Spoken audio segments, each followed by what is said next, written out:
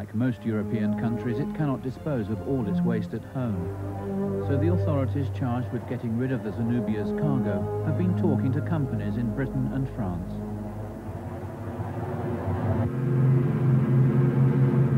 But their main solution is to truck it hundreds of miles across Europe to a giant tip in East Germany.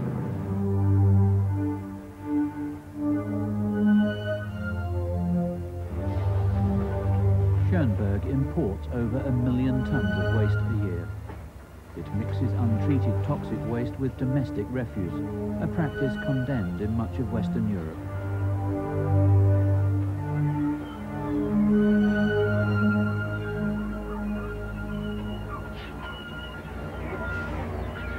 Schönberg is the greatest dump in Europe for hazardous waste, especially.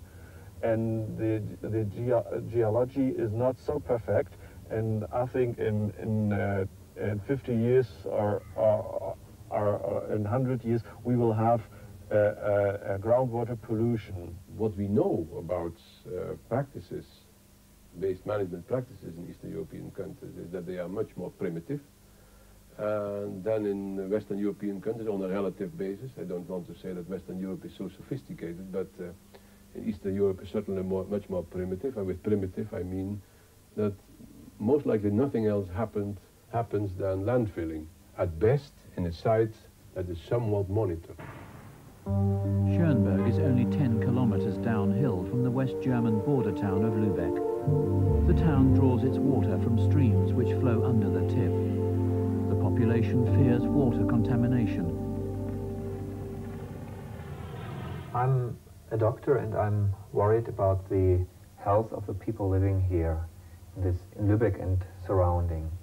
As we know, there are many toxic substances on the dump, and we know that these substances make lung diseases, make cancers, make infertility, and I think with this dump everything is increasing. I'm afraid that my children will suffer from it, that they get ill, like, for example, cancer or allergic to the skin or the breathing and so on.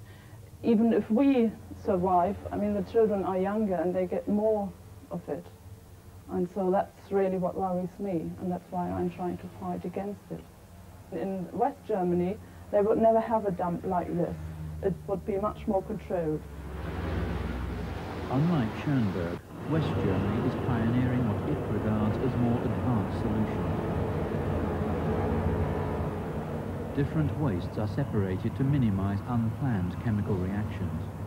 Tips are lined with impermeable membranes to prevent contaminated water leaking out, and they're carefully monitored by a network of boreholes. Prices for disposing of waste are at least 4 times higher than at Schönberg.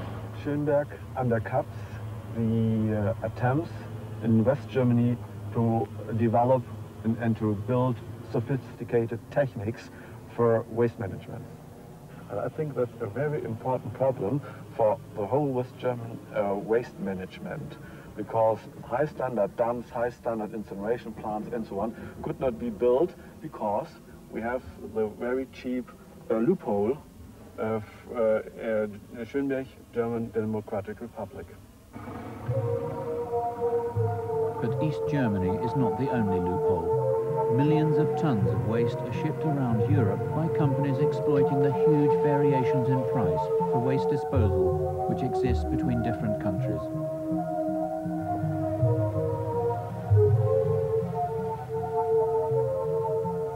It costs around £100 a ton to bury industrial waste in West Germany, while Britain charges as little as £20 a ton, roughly the same as Schönberg.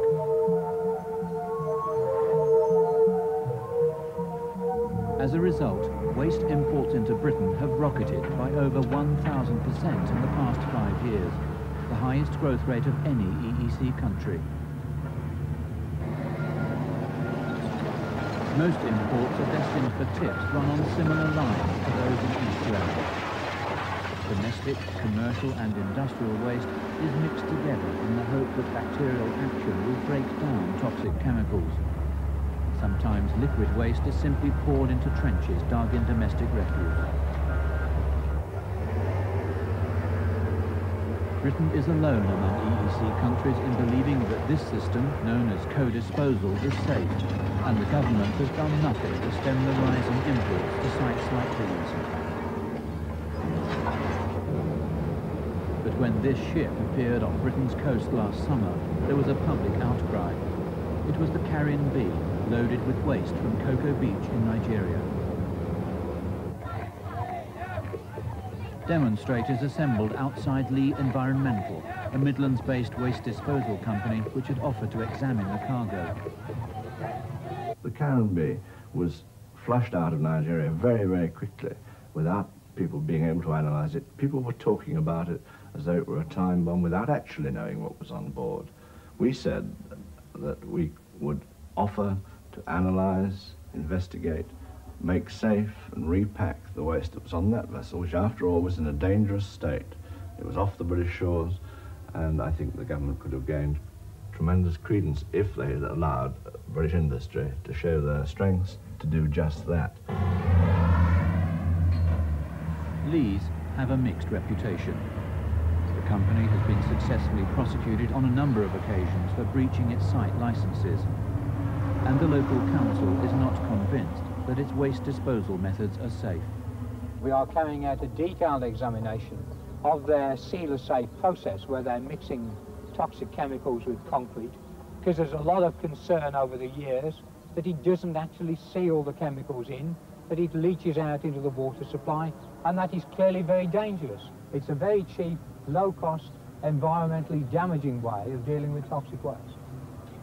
Our process might not be perfect, but at least it's a damn sight better than the method operated by cowboys. It's a damn sight better than co-disposal, and it doesn't cause any problems locally.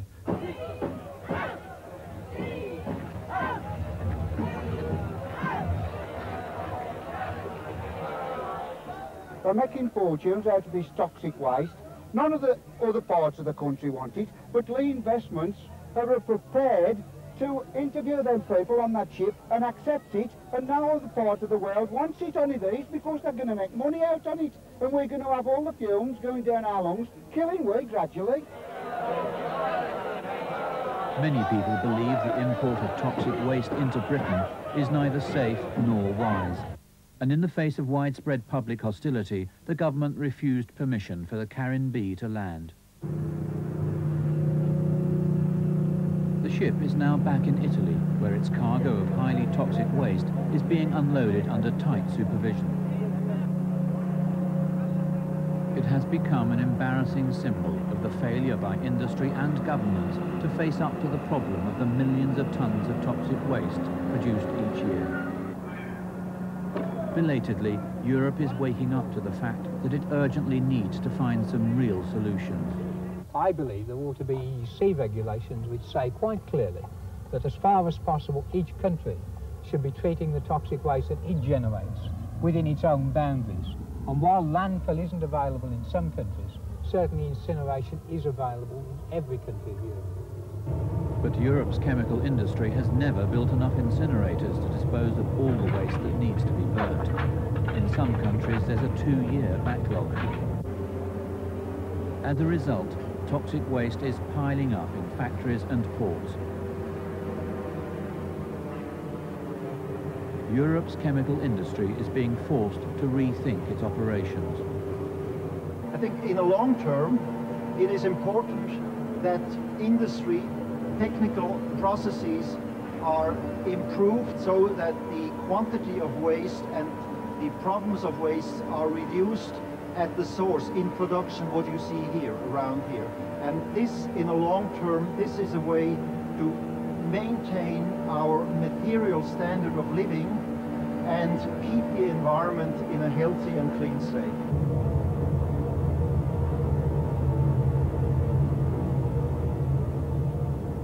At the moment, industry has no legal responsibility for the safe disposal of its waste. And until the law is tightened up, forcing waste producers to account for every ounce of toxic material they produce, some companies will continue to take shortcuts.